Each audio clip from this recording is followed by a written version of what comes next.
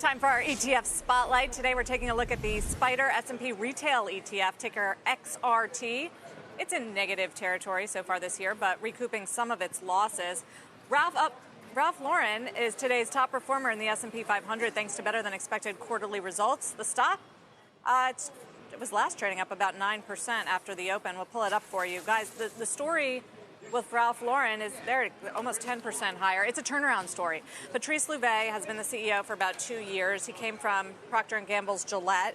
And the strength, they had a good holiday season, 2% comps. That was more than double what analysts were expecting on average. The only weak spot of the business was wholesale in North America, which is a department store story more than anything else.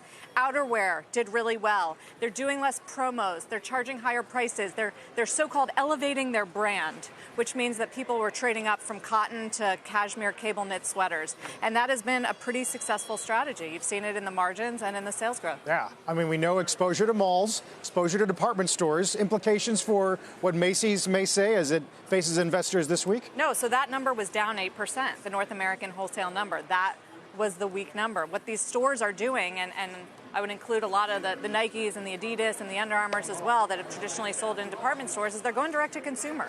And they're having more success at it. They can control, their pricing and do things like reinvest in the brands and the selection and strategic price increases. And that's really what's the story behind the strength today. So doing an end run around department stores, really.